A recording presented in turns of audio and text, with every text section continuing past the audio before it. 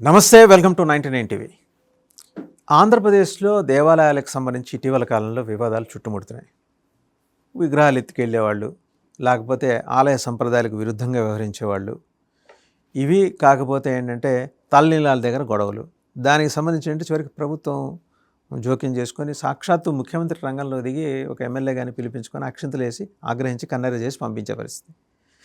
ఏంటి దేవాలయాలకు సంబంధించి జరుగుతున్న ఈ అనాచారాలేంటి, అపచారాలేంటి, సంప్రదాయ విరుద్ధంగా వ్యవహరిస్తున్న తీరేంటి, దీని మీద ఎవరికి అదుపు ఉంది, ఈ అంశాలన్నింటికి సంబంధించి సమగ్ర విశ్లేషణ చేయడానికి మనతో ఉన్నారు ఆంధ్రప్రదేశ్ ప్రభుత్వ దేవాదాయ శాఖ మాజీ సలహాదారు జ్వాలాపురం శ్రీకాంత్ గారు.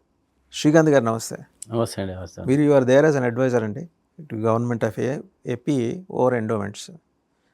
మీరు కొన్ని సంస్కరణలు తీసుకొచ్చారు. చాలామందికి ఏది కాంట్రాక్ట్ పద్ధతిలో ఉన్న వాళ్ళకి రెగ్యులరైజ్ చేయడానికి ఏదో ఒక కృషి జరిగింది, కొందరు ఉద్యోగాలు తెచ్చుకున్నారు.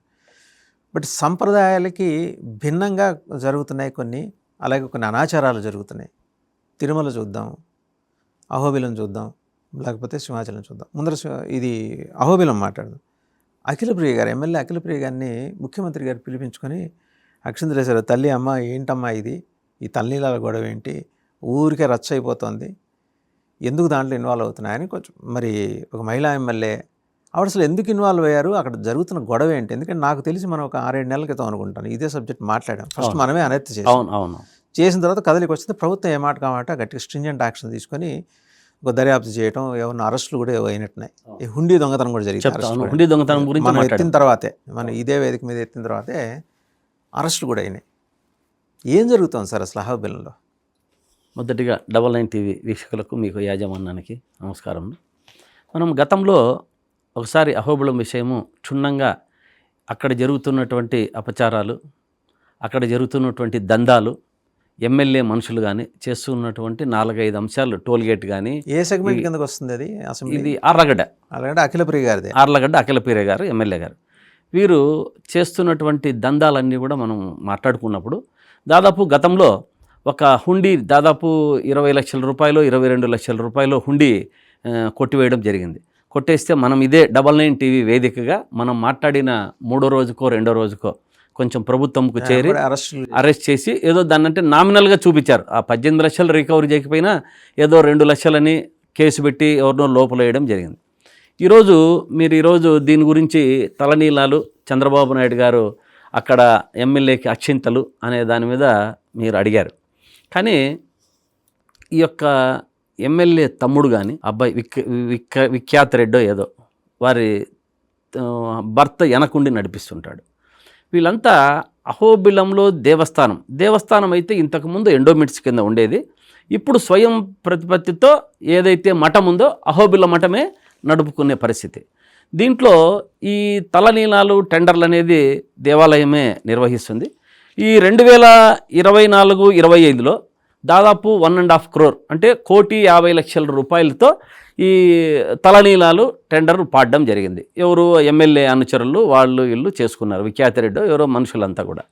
కానీ ఇక్కడ ఏం జరిగింది, ఎమ్మెల్యే మనుషులు చేసిన తర్వాత దానికి ఏదైనా ఫస్ట్ డిపాజిట్ కట్టమని చెప్తారు. 50 లక్షల రూపాయలేమో కట్టారు. దాన్ని టెండర్ నామ్స్ ప్రకారం 50 లక్షలు కట్టి అయిపోయింది. 25కి ఇంకా 1 crore రూపీ వాళ్ళు దేవస్థానానికి జమ చేయాల.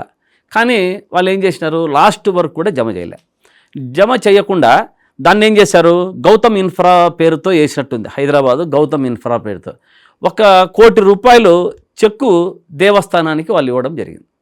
కానీ పదే ఆ యొక్క దీన్ని 2 సార్లు ప్రజెంట్ చేసినా కూడా ఆ 1 కోటి రూపాయల చెక్కు బౌన్స్ అయింది, డిజాల్వ్ అయింది. కానీ ఇక్కడ ఏమి, దేవాలయానికి ప్రజలు ఇచ్చిన సొమ్మును వీరు ఎమ్మెల్యే మనుషులు కానీ ఎమ్మెల్యే వాళ్ళు కానీ దుర్వినియోగం చేశారు. అంటే 1 కోటి రూపాయల డబ్బు కట్టవలసినది ఇంతవరకు కూడా స్టిల్ టుడే కట్టలే. చంద్రబాబు నాయుడు గారు మాట్లాడారు, దాన్ని కట్టమని చెప్పించండొచ్చు కదా. ఊరికే పిలిచి అక్షింతలు వేయడం కాదు ముఖ్యము. దేవస్థానానికి ఏదైతే నష్టం జరిగిందో, భక్తుల మనోభావాలు దెబ్బతీయకుండా చంద్రబాబు నాయుడు గారు, నేను ఈ వేదికగా మరీ చెప్తున్నా మీకు, ఈరోజు ఆయనకు అది తెలిసిందో తెలియదో, ఊరికే ఈ సంవత్సరం జరిగిండేది మాత్రం తెలిసినట్లుంది. పోయిన సంవత్సరం సార్ చంద్రబాబు నాయుడు గారు ప్రభుత్వాన్ని నేను కోరుతున్నా, 2024-25 కాను ఈ అఖిల ప్రియ గారి మనుషులు దేవస్థానానికి తలనీలాల మీద ₹1,00,00,000 పెండింగ్ ఉంది, దయచేసి ఆ డబ్బును ఆమెకు దేవస్థానానికి కట్టించవలసిందిగా మిమ్మల్ని మనస్ఫూర్తిగా కోరుకుంటున్నా. అదొకటి అయిపోయింది. 2025-26కు వచ్చినప్పటికీ ఇప్పుడు ఈ టెండరు చెన్నై నుంచి దొరై కంపెనీ అనేది ఒకటి దాని మీద టెండర్ వేసింది. ఎందుకంటే వారు డబ్బు కట్టలేదు కదా, పోయినసారి 1 crore రూపీ వాళ్ళు కట్టలేకపోయారు కాబట్టి క్వాలిఫై కాకపోయినా వేరే కంపెనీల మీద వేయచ్చు. కానీ వీళ్ళు ఏం చేశారు, దాంట్లోకి పార్టిసిపేట్ చేసి చెన్నై దొరై కంపెనీ అనేది ఒకటి మళ్ళీ ఒక కంపెనీ వచ్చేసింది. వాళ్ళు దాదాపు ₹1,97,00,000 ఈ తలనీలాల నుంచి పాట పాడారు. పాడినప్పుడే మనం గతంలో యూట్యూబ్లో కానీ సోషల్ మీడియాలో కానీ చాలా చూసాం.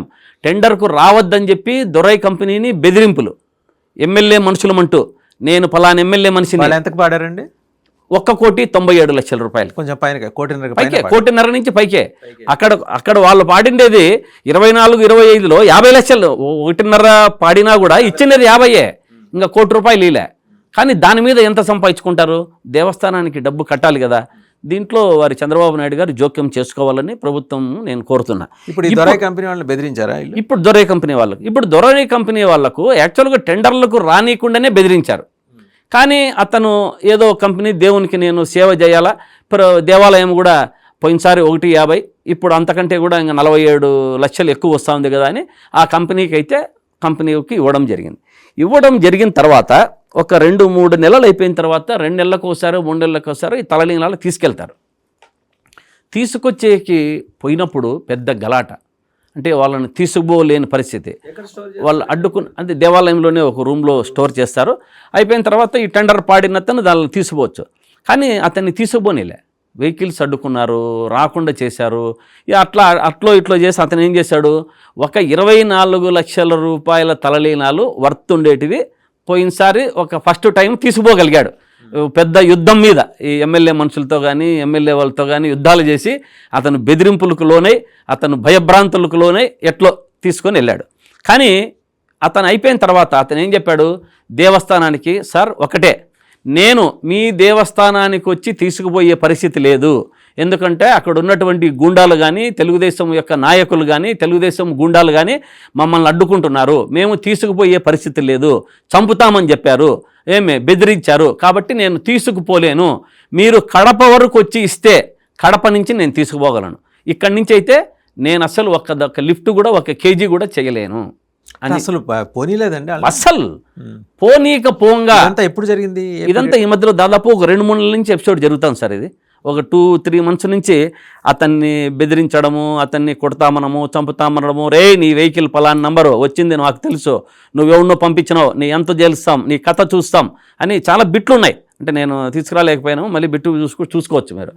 అయిపోయిన తర్వాత అతను ఏం చేశాడు, సార్ నేను మీతో దేవస్థానంతో మేము తీసుకుపోలేము, అక్కడి నుంచి తీసుకుపోయేదానికి ఇంకా మా చేత కాదు. దేవస్థానం ఎలా సెక్యూరిటీ ఇస్తుంది? కష్టం అంటే ఎట్లేదు సార్, దేవస్థానము తలనీలాలు యాక్షన్ కానీ దేవస్థానం ఇంకా సెక్యూరిటీ అది ప్రభుత్వం బాధ్యత.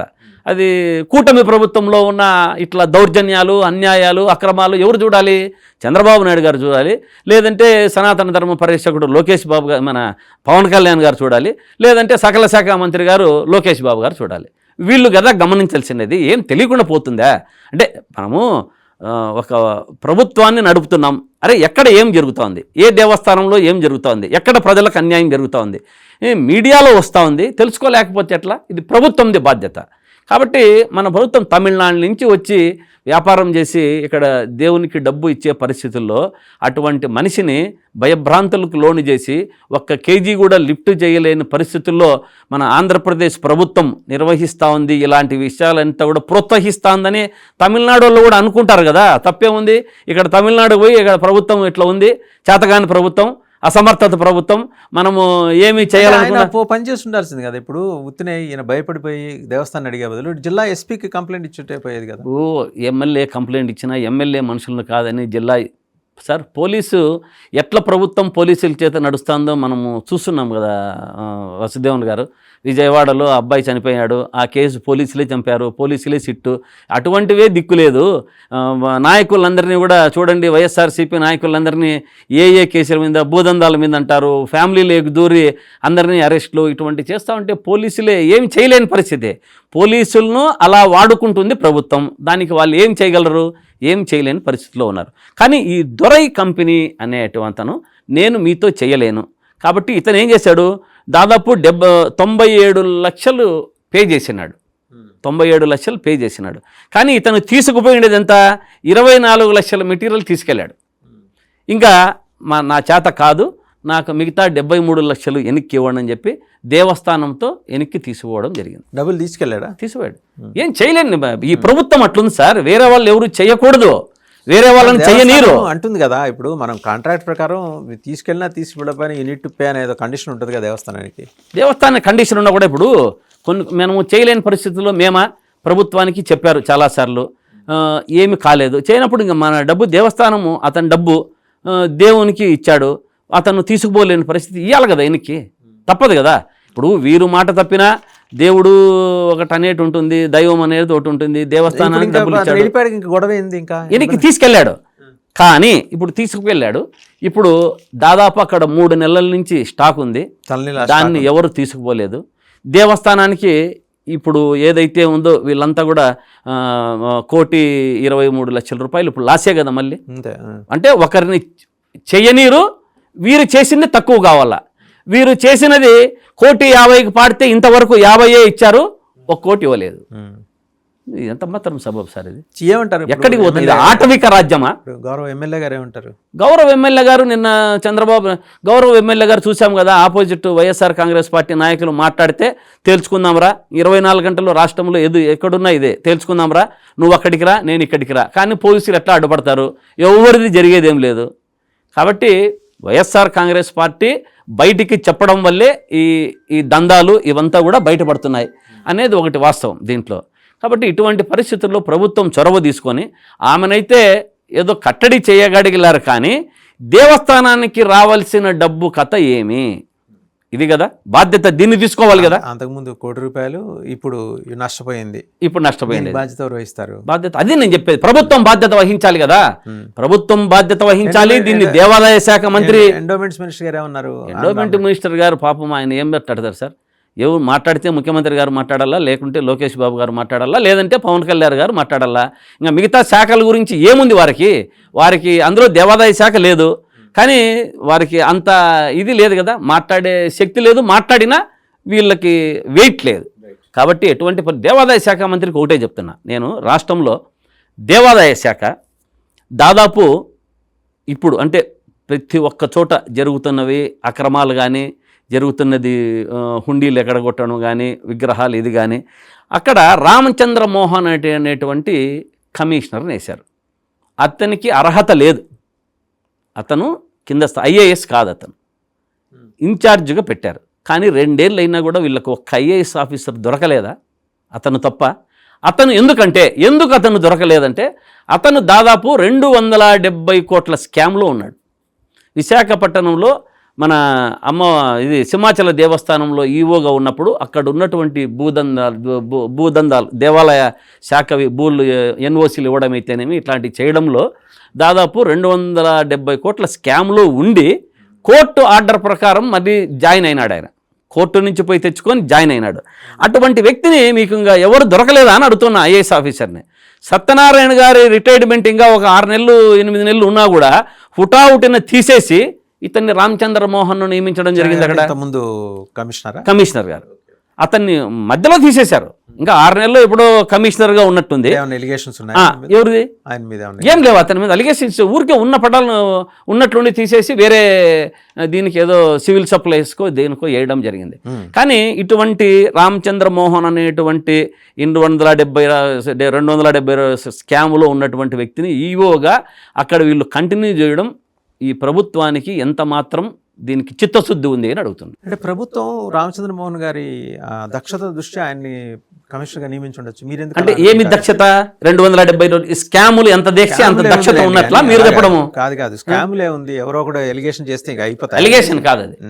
మానసాస్త్ర ట్రస్ట్ నుంచి విశాఖపట్నంలో ఉన్న భూములు సిబిసిఐడిను ఎంక్వైరీ చేస్తుంది. అతను ఎంక్వైరీలో ఉన్నాడు సార్ ఆయన. ఎంక్వైరీలో ఉంటే ఉద్యోగాలు చేయకూడదా? అంటే ఉద్యోగం చేయమని చెప్తున్నాము. కమిషనర్కి అనర్హుడు అని చెప్తున్నాం కదా. కమిషనర్ అనేటువంటిది చట్టం ఉందా?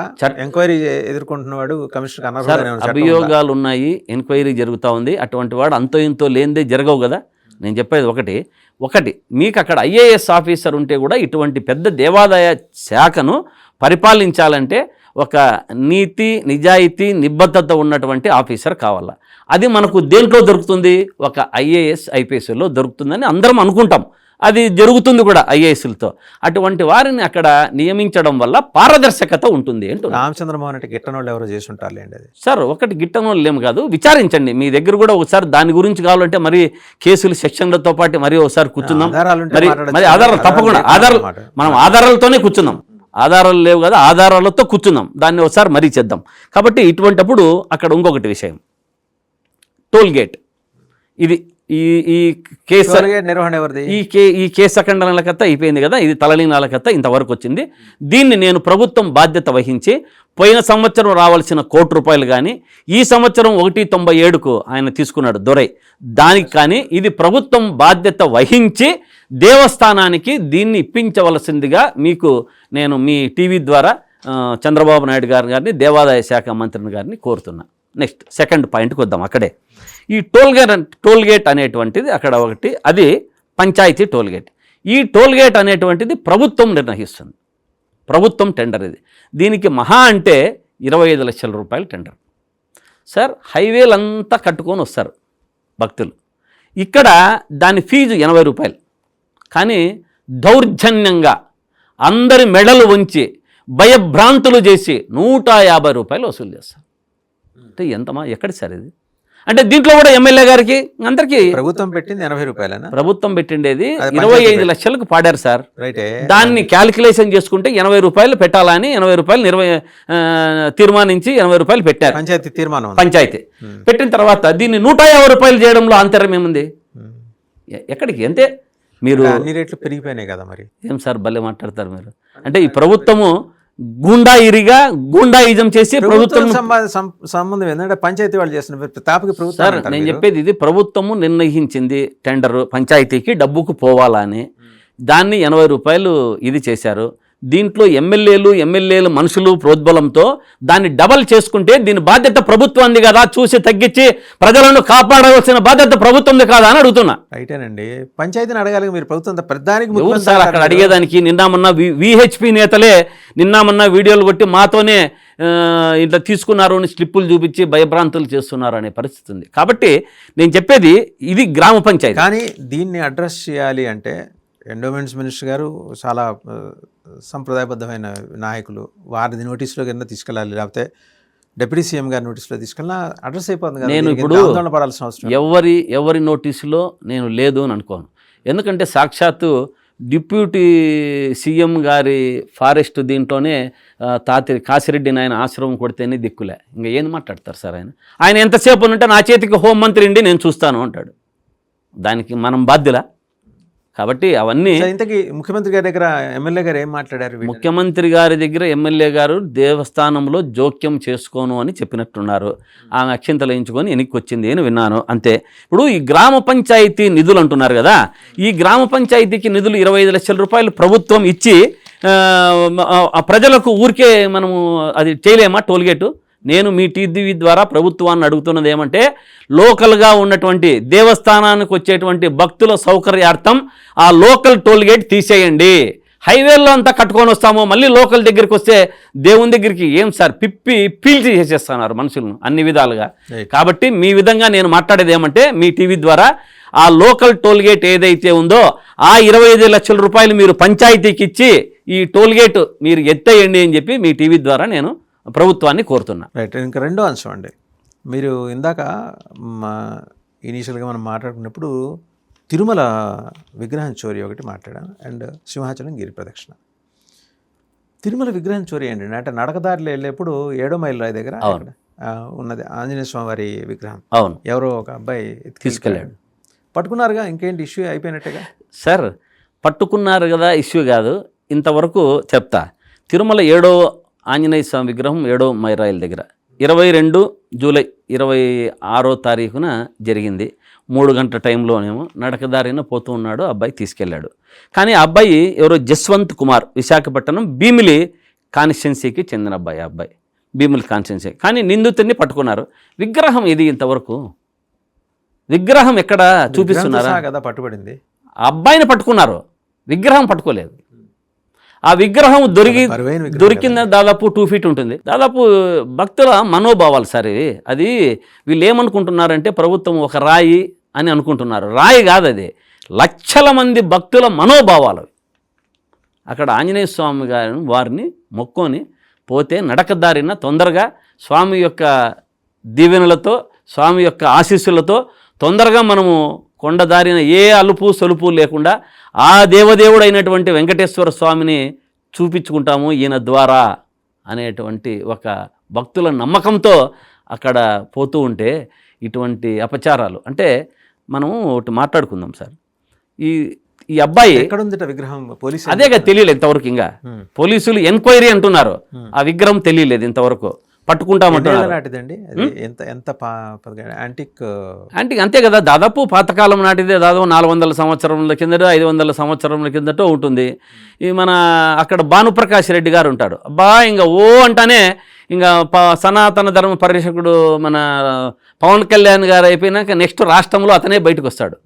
ఇంతవరకు అతను ఏం చేస్తున్నాడు సార్ అంటే, ఒకటి దీని గురించి మనం మాట్లాడుకుంటే, గతంలో రామతీర్థంలో రాముని తల తీశారు కొంతమంది దుండగులు. కానీ ఎంక్వైరీలో ఏం తేలింది? ఆ రామతీర్థములో ఉన్నటువంటి తీసుకున్నటువంటి తల నరికినటువంటి తెలుగుదేశం కార్యకర్తనో తెలుగుదేశం నాయకుడు అని తెలిసింది. ఎందుకు తెలిసింది అని చెప్తున్నానంటే, అది గతంలో ప్రభుత్వం వచ్చిన తర్వాత సాక్షాత్తు అశోక్ గజపతిరాజు గారు, ఇప్పటి గోవా గవర్నర్, వారిని నిలబెట్టుకొని ఏదో ప్రభుత్వ పథకాల కింద 5 లక్షల రూపాయలు అతనికి చెక్ ఇచ్చుకోవడం జరిగింది. అది అందరికీ తెలిసిన విషయమే.